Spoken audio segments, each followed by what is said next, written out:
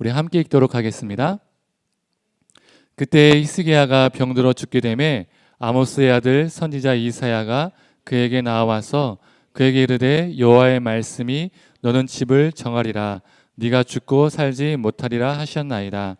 히스기야가 낯을 벽으로 향하고 여호와께 기도하여 이르되 여호와여 구하오니 내가 진실로 전심으로 주 앞에 행하며 주께서 보시기에 선하게 행한 것을 기억하옵소서 하고 히스기야가 심히 통곡하더라. 이사야가 성읍 가운데까지도 이르기 전에 여호와의 말씀이 그에게 임하여 이르시되 너는 돌아가서 내 백성 주권자 히스기야에게 이르기를 왕의 조상 다윗이 하나님 여호와의 말씀이 내가 내 기도를 들었고 네 눈물을 보았노라. 내가 너를 낫게 하리니 네가 3일 만에 여호와의 성전에 올라가겠고 내가 네 날에 15년을 더할 것이며 내가 너와 이 성을 아수르 왕의 손에서 구원하고 내가 나를 위하여 또 내 종 다윗을 위함으로 이 성을 보호하리라 하셨더라. 아멘. 네, 말씀을 들으시는 모든 성도님들에게 하나님의 은혜가 있기를 간절히 소망합니다. 아시는 분은 아시겠지만 저는 20대 중반까지 심장병이 있었습니다. 이 부정맥이 있었는데요. 상당히 심장이 이렇게 빨리 뛰었습니다. 약을 먹어도 이렇게 진정이 안 되는 경우가 이렇게 많이 있었습니다.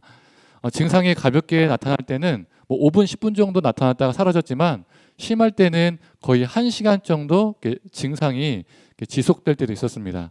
그러면 이렇게 호흡이 힘들고요. 눈에 보이는 이 장면들이 갑자기 조명이 꺼진 것처럼 확 어두워집니다. 그리고 어질어질합니다.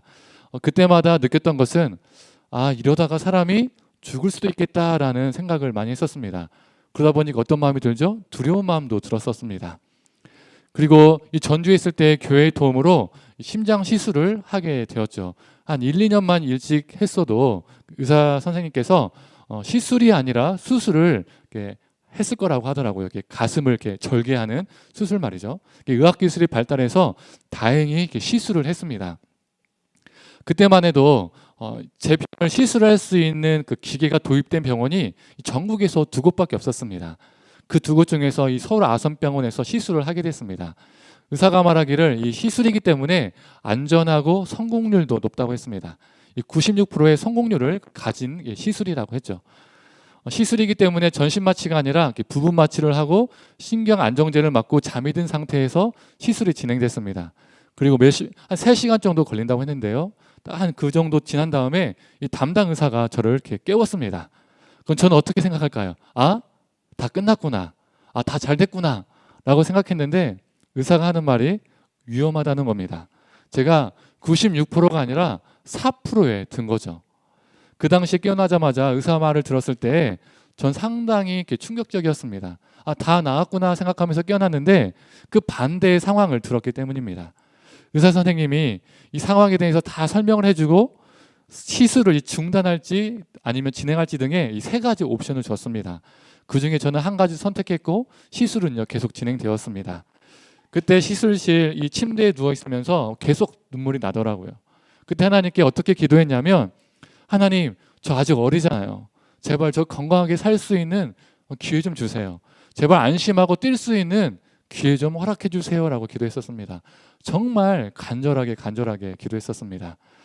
제가 시술인데 심장 수술을 하신 분들보다 더 오래 걸렸습니다. 이 같은 입원실에 심장 수술을 하신 분도 계셨는데 4시간에서 5시간 정도 끝나고 올라오셨는데 저는 시술인데도 불구하고 위험해서 6시간 이상이 걸렸었습니다. 결론을 말씀드리면 시술은 잘 됐고 완쾌가 되었습니다. 제 예를 들었지만 우리는 본인이 아프거나 가족이 아프거나 살아가는 이웃과 동료가 아플 때 하나님께 낫게 해달라고 치유 기도를 합니다. 그렇지 않습니까? 오늘 본문도 아픈 사람이 나옵니다. 그 사람이 누구죠? 히스기야입니다. 성경에는 그가 어떤 병에 걸렸는지 구체적으로 언급하지 않지만 그가 죽을 병에 걸린 것은요 확실합니다. 감기처럼 가벼운 병이 아니라는 거죠. 그런 그가 기도했더니 무슨 일이 일어났습니까? 우리가 잘 알고 있는 것처럼 치유를 받았습니다. 그래서 오늘 본문은 어떻게 많이 적용되고 선포될까요? 바로 앞장인 19장에서 히스기야가 성전에 가서 기도한 내용이 나옵니다. 그래서 그 내용과 결합이 되어서 히스기야처럼 성전에 와서 하나님께 부르짖어라. 교회에 와서 자신의 아픈 곳, 부모님의 아픈 곳, 자녀의 아픈 곳을 위해서 간절히 기도해라. 그러면 하나님께서 회복시켜 주실 것이다. 이 설교 강단에서 이렇게 선포되는 경우가 적지 않게 있습니다. 그런데 과연 히스기야는 정말로 성전에 가서 자신의 병을 낫게 해달라고 기도해서 치유받은 걸까요? 우리 사람은요, 우리가 보고 싶은 대로, 우리가 원하는 대로 성경을 보려는 경향이 있습니다. 내가 아프거나 사랑하는 누군가가 아프면 우리에게는 간절함이 생기죠. 절실함이 생깁니다. 그런데 그 간절함이, 그 절실함이 성경을 우리가 보고 싶은 대로 보게 만드는 상황을 만들 수 있다는 겁니다. 히스기야가 성전에 간 것도 사실이고요. 히스기야가 기도한 것도 사실이고요. 히스기야가 치유받은 것도 사실입니다. 그러나 오늘 사건은 그가 낫게 해달라고 기도했더니 그가 치유를 받았다라는 내용이 아닙니다. 우리의 간절함이 마치 히스기야의 기도가 기도했더니 나은 것처럼 보이게 만든다는 거죠. 또한 우리 목회자들도 교회 가서 기도해야 더 응답을 잘 받는 것처럼, 치유를 받는 것처럼 선포하는 경우도 있습니다. 그런데 교회가 무슨 효험이 있는 장소입니까? 뭐 좋은 터, 우리가 풍수지리를 믿습니까? 교회 안에서 기도하면 하나님이 더 잘 응답해 주시고, 교회 밖에서 기도하면 하나님이 덜 응답해 주시나요? 그런 건 아니잖아요. 우리가 오늘 본문을 다시 자세히 읽어보면 히스기야는 자신의 병을 위해서 기도하지 않았어요. 낫게 해달라고 기도하지 않았습니다. 그런 내용 나오지 않습니다. 물론 그도 사람이기 때문에 낫고 싶었을 거예요. 그리고 낫게 해달라고 하나님께 기도한 적도 있겠죠. 그러나 오늘 본문 속에서 그가 한 기도는 자신의 병을 낫게 해달라는 기도가 아니었다는 거죠. 그렇다면 그는 무슨 기도를 했을까요? 자신의 얼굴을 벽을 향해서 심히 통곡하며 기도했다고 하는데 그는 무슨 기도를 그토록 하나님께 간절히 드렸을까요? 우리는 그의 기도를 이해하기 위해서 오늘 본문의 문맥과 상황을 이해해야 합니다. 오늘 본문이 20장이죠. 그래서 우리는 오늘 본문에 나오는 이 히스기야의 기도가 19장에 나오는 내용 다음의 일이라고 생각하는 거예요. 19장 다음에 일어난 사건의 일이라고 생각한다는 겁니다. 그렇다면 19장에 어떤 사건이 나올까요? 아수르가 예루살렘 성을 포위하고 남유다를 집어삼키기 일보 직전이었습니다. 그러나 하나님의 도우심으로 아수르 군대가요 다 전멸당합니다. 또한 아수르와 사네립은 예루살렘 성을 함락하지 못하고 자신의 나라로 돌아가서 죽습니다. 즉 19장은 하나님이 아수르로부터 남유다를 구한 사건을 담고 있습니다. 그래서 보통 우리가 어떻게 생각하냐면 19장 사건 다음에 20장 사건이 일어났다고 생각하는 거예요. 먼저 남유다가 하나님에 의해서 아수르로부터 구원을 받았고 그 다음에 히스기야가 자신의 병을 위해서 하나님께 기도했더니 치유를 받았다라고 생각합니다. 그런데요, 오늘 본문 20장의 사건은 19장의 사건보다 더 앞선 사건의 기록입니다. 즉 20장의 사건이 먼저 일어났고 그 다음에 19장 사건이 일어났다는 거예요. 이건요 제가 막 개인적으로 주장하는 내용이 아닙니다. 모든 주석이요 이렇게 말하고 있어요. 학계 정설입니다. 20장 자체가 시간적 순서로 기록되어 있지 않아요. 20장에 나오는 몇 구절이요 이걸 증명해 주는데요. 이 중에 오늘 본문 20장 6절을 한번 읽어볼까요? 하나님이 이사야를 통해서 히스기야에게 하신 말씀입니다. 우리 자막에 노란색 문장만 한번 읽어보도록 하겠습니다. 내가 너와 이 성을 아수르 왕의 손에서 구원하고 내가 나를 위하여 또 내 종 다윗을 위함으로 이 성을 보호하리라 하셨다 하라. 히스기야가 기도한 후에 하나님이 남유다를 아수르로부터 구원하시겠다고 예루살렘 성을 보호하시겠다라고 히스기야에게 약속을 하고 계신 겁니다. 즉 이 상황은 어떤 상황인가요? 아직 남유다가 아수르의 공격을 받고 있는 상황입니다. 아직 구원을 받고 있지 않은 상태인 거예요. 아직 구원받지 못했어요. 그런데 바로 19장에 이미 아수르 군대는요 전멸당했고요. 아수르 왕은 죽었대요. 하나님이 이미 아수르로부터 남유다를 구원하셨고 예루살렘 성을요 이미 보호하신 상태라는 거예요. 즉 20장은 아직 구원받지 않은 상황이고 19장은 구원받는 상황이기 때문에 20장의 사건이 19장의 사건보다 더 앞선 순서라는 겁니다. 역사적 순서로 더 앞에 있다는 거예요. 20장이. 또 20장 12절부터는요. 히스기야가 바벨론 사절단에게 나라에 있는 창고란 창고는 다 보여줍니다. 우리가 되게 잘 알고 있는 내용이죠. 보물 창고든 무기 창고든 왕궁의 창고든 다 보여주면서 그 안에 있는 금은보화를 자랑합니다. 그런데 20장보다 앞장인 18장에 어떤 사건이 나오는지 아시나요? 남유다가 아수르에게 전쟁 배상금으로 금은보화를 다 바치는 사건이 나옵니다. 나라에 있는 모든 은금을 긁어 모아서 또 그 긁어 모았는데도 부족하니까 왕궁과 심지어 성전에 있는 은금을 다 벗겨서 아수르에게 바칩니다. 성전에 있는 금까지도 다 벗겨서 바쳤다는 것은 남유다의 경제가요 파탄이 일어났다는 거예요. 온 나라의 곡간을 다 긁어 모았는데도 모자랐다는 거예요. 나라의 모든 창고가 텅텅 비었다는 겁니다. 그런데 갑자기 20장에서 그 텅텅 빈 나라의 모든 창고들이 어떻게 갑자기 금은보화로 가득 찰 수 있을까요? 불가능하죠. 아무리 아수르 왕이 도망갔다 할지라도 경제가 파탄났는데 순식간에 회복하기 어렵습니다. 나라가. 갑자기 모든 나라의 창고가 가득 찰 수 없어요. 긴 시간이 걸립니다. 나라의 모든 창고가 텅텅 빌 정도로 엄청난 경제적 파탄까지 갔기 때문에 창고가 가득 차는 걸 떠나서 정상적인 경제 상태로 돌아오는 것만으로도요 오랜 시간이 걸린다는 거죠. 그래서 20장에 나온 히스기야가 바벨론 사절단에게 나라의 창고에 있는 금은보화를 자랑한 사건은 18장에 나오는 아수르에게 금은보화를 바치기 전에 사건이 됩니다. 이것도 제가 개인적으로 주장하는 것이 아니라 모든 주석에서 이렇게 말하고 있는 겁니다. 학계 정설입니다. 즉 남유다는 바벨론 사절단에게 자랑할 수 있을 정도로 나라 창고들과 왕궁 창고에 많은 금은보화가 있었는데 그 금은보화를 후에 아수르에게 전쟁 배상금으로 다 바치게 된 것입니다. 그래서 오늘 본문 왕하 20장을 보면 그때에라는 문구가요 2번 나옵니다. 1절에 그때가 나오고요. 한번 성경을 보세요. 12절에 그때라는 또 단어가 나옵니다. 히스기야가 기도를 언급하는 시작점에 한 번 나오고요. 바벨론 사절단을 언급하는 시작점에서 또 한 번 나옵니다. 그때라고 말하면서 이 두 사건을 이야기하는 거예요. 그때가 언제입니까?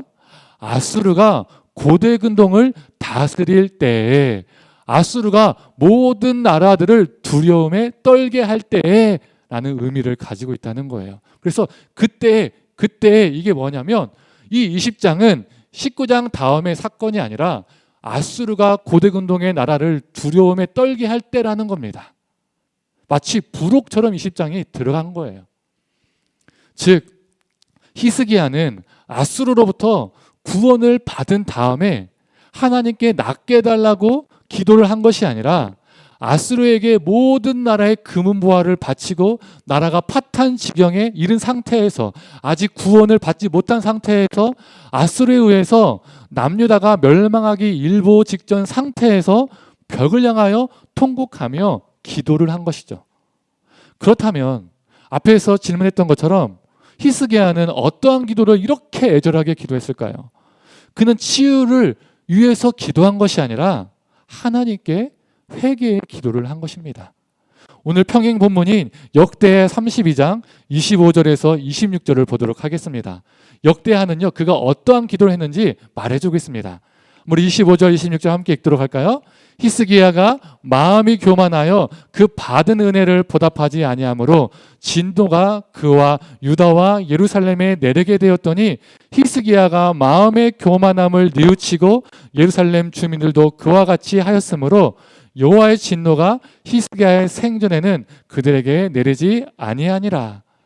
히스기야가 벽을 향해서 자신의 병을 낫게 달라고 기도한 것이 아니라 자신의 교만함과 그 하나님 앞에서 은혜에 합당한 삶을 살지 못했다는 것을 회개했다는 겁니다. 그가 치유 기도를 했다고 생각하면요, 나라가 망하기 일보 직전인데 왕이 자기만 살겠다고, 자기만 낫겠다고, 자기 낫게 해달라고 기도했다는 게요 오히려 더 웃긴 겁니다. 그렇다면 그는 어떠한 교만함을 하나님께 저질렀을까요? 지금 히스기야가 낫게 해달라고 기도한 게 아니잖아요. 하나님 제 교만함 용서해 주십시오. 우리가 잘 알고 있는 것처럼요, 그 당시에 고대 근동은요 아수르가 제왕이었습니다. 고대 근동의 수많은 나라들이 아수르에게 멸망당했거나 속국이 되었습니다. 히스기야 당시에 이 같은 민족이었던 북이스라엘은 어떻게 됐죠? 이미 멸망했고 블레셋은요 속국이 되었습니다. 그 당시 바벨론도요 아수르의 속국이었어요. 이 바벨론은요 이때는요 아직 작은 도시국가에 불과했었습니다. 그래서 이 아수르에 먹혔어요. 그리고 남유다도 아수르의 봉신국가였습니다. 그런데 주전 705년에 히스기야가 가나안 지역에서 주변 나라들을 데리고 반란을 봉기를 주도합니다. 야, 우리 아수르에게 덤벼보자 라고 하는 거죠. 이때 바벨론도 동참합니다. 그래서 20장의 바벨론 사절단의 사건이요 역사적 상황 속에서 이해가 가는 거예요. 아수르와 싸우기 전에 히스기야가 동맹국이었던 바벨론에게 무기창고와 보물창고와 그 많은 수많은 금은보화들, 자원들을 보여주면서 봐라, 우리 이렇게 든든한 물자가 있으니까 같이 싸워보자라고 보여주는 겁니다. 자랑하는 겁니다. 나 믿어봐, 이런 겁니다. 그런데 대제국 상대로 어떻게 히스기야가 이 반란을 주도할 생각을 했을까요? 첫 번째로 그 시기에 세상을 평정했던 왕 사르곤 2세가요 죽고 그의 아들 사네립이 새로운 왕이 되었습니다. 이 왕권 교체 시기였기 때문에 나라가 약해질 수밖에 없죠. 이런 때에 반란과 봉기들이 많이 일어나죠. 두 번째로 이 사네립이 왕이 된 후에 이 우라트라는 산악족이 있었는데 이 산악족과 싸우느라 이 사네립이요 정신이 없었습니다. 사네립이 왕이 된 후에 이 3년에서 4년 동안은 산악민족을 방어하고 더 가까운 주변국의 반란을 진압하느라 이 가나안 땅까지 신경 쓸 그 마음의 여력, 시간적 여유가 없었어요. 세 번째로 바벨론과 에그론, 아스글론과 같은 이 도시국가들이 히스기야의 반란을 지지하거나 동참했습니다. 이 히스기야에 아군들이 생긴 거예요. 이런 배경 속에서 히스기야가 생각할 때 아수르와 싸워볼 만한데? 지금 아수르 정신 없잖아. 그리고 나 지금 빵빵해. 나 도와준다는 사람도 있어. 이런 생각을 하는 거예요. 아수르와 싸우기 위해서요 히스기야가요 철저하게 준비를 했습니다. 성경에 나와 있지는 않은데 역사적인 기록들이 있어요. 첫 번째로 지하 수로를 만들었습니다. 이걸 히스기야 터널이라고 합니다. 이 아수르가 쳐들어올 때 대비해서요 만든 상수도 시설입니다. 수로입니다. 아수르가 공격해서 혹 성을 포위하면 정말 필요한 것 중에 하나가 무엇이죠? 물입니다. 물. 그래서 예루살렘 성 밖에 있는 기온샘을, 그 기온샘의 물줄기를 성 안으로 끌어옵니다. 물을 끌어올린 그 장소에 연못을 만들었는데 그 연못이 우리가 너무나도 잘 알고 있는 요한복음에 나오는 실로암입니다. 실로암. 한번 사진을 볼까요?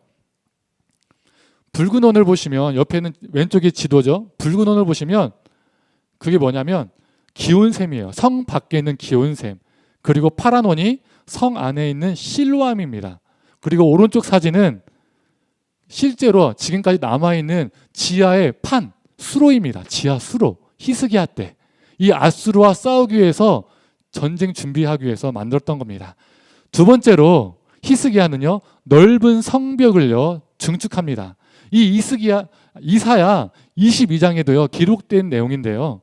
아수르의 공격을 막기 위해서 성벽을 엄청나게 두껍게 만듭니다.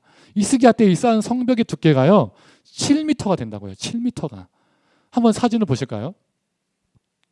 네, 이게 지금 성벽의 흔적입니다. 성벽 위에 지금 집들을 지은 건데요.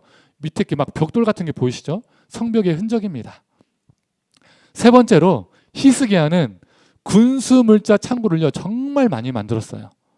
전쟁에서 버틸 수 있는 저장고를요 그 당시에 엄청나게 만들었습니다. 이걸 바벨론 사절단에게 보여준 겁니다. 야, 나 엄청나게 만들었어. 지금 이 군수물자 창고를. 야, 같이 싸우자. 이런 거예요. 이렇게 만만의 준비를 다 하고 반란을 일으켰습니다. 남유다가 어떻게 됐을까요? 아수르에게 완전 초전박살이 납니다. 바벨론도요 초전박살이 나요. 수많은 남유다인들이요 포로로 끌려가고요. 아수르가 사람들을요 살아있는 채로요 나무 꼬챙이에 꽂아서 죽입니다. 그리고요 살아있는 채로 살가죽을 다 벗겨서요 남유다 사람들 다 죽여요. 이게요 이 아수르의 이 벽, 궁전 부조예요. 다 새겨져 있어요. 사진이 실제로 있는데 제가 깜빡하고 PPT에 못 붙였는데 궁금하신 분들은 한번 그 바벨론 부조 하면요, 그 나무 꼬챙이 꽂혀 있는 거, 그리고 살가죽 벗긴 그런 부조들이요 다 새겨져 있습니다. 결국 이 히스기야가요 항복하고 전쟁 배상금으로 나라에 있는 모든 창고에 있는 금은 보화를 다 긁어 모아서 성전에 있는 금은도 다 떼어서 아수르에게 바쳤습니다. 그런데 이게 끝이 아니었어요. 좀 시간이 지난 다음에 누군가가 히스기야를 유혹합니다. 그게 누굴까요? 애굽의 바로입니다. 도와줄게. 그래서 이 히스기야가 우리를 도와준다고 그 말에 넘어가서 애굽을 의지하고 애굽의 도움을 받으려다가 그걸 또 들켜서 아수르가 재차 침공을 합니다. 이때 아수르의 왕 신하 랍사게가, 이 랍사게는요 이름이 아닙니다. 직책 이름입니다. 사람 이름이 아니라 이 랍사게가 남유다를 조롱합니다. 18장에 이 조롱하는 내용이 나오죠. 그가 어떻게 말하냐면, 요약해서 말하면, 네가 누구를 의뢰하냐? 네가 의지하는 이가 누구냐? 네가 애굽을 의지하냐? 네가 여호와를 의지하냐? 너희들이 히스기야의 말을 의지하냐? 너희 군사력을 의지하냐? 다 필요 없다. 너희는 이제 끝장났다. 너희는 죽은 목숨이다. 라고 이런 식으로 계속 랍사게가 조롱을 합니다. 그런데 18장과 19장에 나오는 의지하다, 의뢰하다라는 이 번역된 히브리어가요 바타흐라는 단어입니다. 이 바타흐라는 단어가요 창세기에서 11개의 상까지는요 총 3번밖에 안 나와요. 딱 3번. 그런데 이 열왕기상 18장과 19장에서는요 총 10번이 나옵니다. 이 두 장에요 무더기로 이 바타흐라는 단어가 나온다는 거죠. 강조하고 있다는 거예요. 랍사게의 조롱을 통해서 하나님은 히스기야와 남유다에게 너희들이 진짜 의지하는 존재는 누구냐라고 반문하고 계신다는 겁니다. 히스기야가 무엇을 의지했습니까? 자신이 만든 터전을 의지했습니다. 자신이 넓게 쌓아둔 벽을 의지했습니다. 자신이 저장한 무기창고와 보무창고를 의지했습니다. 자랑했습니다. 자신의 힘을 믿고 자신의 능력을 의지해서 아수르와 맞짱 뜨고자 했던 것이죠. 그러다가 안 되니까 누구를 의지했습니까? 애굽을 의지했습니다. 이게 바로 히스기야가 하나님 앞에서 행한 교만이었던 겁니다. 이게 바로 하나님의 은혜에 보답하지 않은 히스기야의 죄악이었던 거예요. 그래서 하나님의 진노가 히스기야와 남유다에 내린 거예요. 하나님의 진노가 임해서 히스기야 개인적으로는 죽을 병에 걸린 것이고 국가적으로는 아수르에 의해서 나라가 멸망당하기 일보 직전에 상황에 놓이게 된 겁니다. 그때 히스기야가 정신이 바짝 든 거예요. 하나님, 제가 착각했습니다. 제가 교만했습니다. 제가 하나님의 은혜에 합당하지 못한 삶을 살았습니다. 저를 용서해 주십시오. 하나님, 제가 예전에 진실로 전심으로 살아갔던 것, 하나님 앞에서 선하게 살아갔던 것 기억해 주십시오. 그 삶을 기억해 주셔서 제발 용서해 주십시오. 당신의 뜻을 돌이켜 주십시오. 이렇게 벽을 향하여 하나님께 통곡하며 애절하게 기도했던 겁니다. 하나님께서 그의 애절한 회개의 기도를 들으시고 그의 진실된 눈물을 보시고 자신의 마음을 돌이키시고 아수르의 군대를 물리치고 아수르로부터 남유다를 구원시키셨습니다. 그리고 죽을 병에서 히스기야도 치유를 받은 것이죠. 그래서 히스기야의 기도는 성전에 가서 낫게 달라고 기도하면 낫게 해주셔, 이런 걸 말하는 것이 아니라 우리에게 이런 메시지를 던지는 거예요. 전쟁의 때에, 즉 너의 고난의 삶의 때에, 네가 정말 고통당하고 있을 때에 너는 지금 누구를 의지하고 있느냐? 애굽이냐? 아수르냐? 자기 자신이냐? 아니면 하나님이냐? 너는 지금 누구를 의지하고 있는가? 돈이냐? 성공이냐? 명예냐? 진정 하나님이냐? 이것을 우리에게 질문을 던진다는 겁니다. 성도님들, 히스기야는요 남북을 통틀어서 정말 선한 왕 중에 한 명이었습니다. 종교 개혁을 일으켰고요, 여호와 보시기에 정직했습니다. 여호와 하나님을 어느 누구보다 의지했던 왕이었습니다. 그래서 성경은 그를 어떻게 기록합니까? 히스기야 전후에 여러 유다 왕 중에서 히스기야처럼 하나님을 의지하는 왕이 없었다라고 말합니다. 정말 하나님을 의지했었습니다. 그런 왕이었습니다. 그런데 그러한 그도 약한 사람이었죠. 아수르의 앞에서 자신의 힘과 능력을 의지했고 애굽이라는 대제국을 의지했습니다. 할멈요, 우리는 어떻게 했습니까? 성도님들, 우리는 진정 무엇을 의지하며 살아가고 있습니까? 하나님이라고 우리는 입술로 고백하지만 혹 다른 것을 의지하고 살고 있지는 않을까요? 세상에 좋은 것 많지 않습니까? 돈, 명예, 권력, 성공, 스펙 등등등 다른 것을 우리가 의지하며 살고 있지는 않습니까? 혹 우리 안에 하나님보다 더 의지하는 것들이 있다면 히스기야의 기도가 우리의 기도가 되기를 간절히 원합니다. 벽을 향하여 통곡하며 애절하게 눈물을 흘리며 부르짖었던 그의 기도가 우리의 기도가 되기를 간절히 원합니다. 5절 중반부에 이런 말씀이 있죠. 히스기야의 기도를 들으시고 하나님이 이렇게 말씀하셨습니다. 내가 네 기도를 들었고 네 눈물을 보았노라. 우리 하나님은요, 은혜와 자비와 사랑이 풍성하신 분이십니다. 그래서 우리의 통해하는 그 심령을요 외면치 않으십니다. 우리의 진실된 눈물을요 외면치 않으세요. 그리고 우리의 애통함을 귀 기울여 들으시는 분이십니다.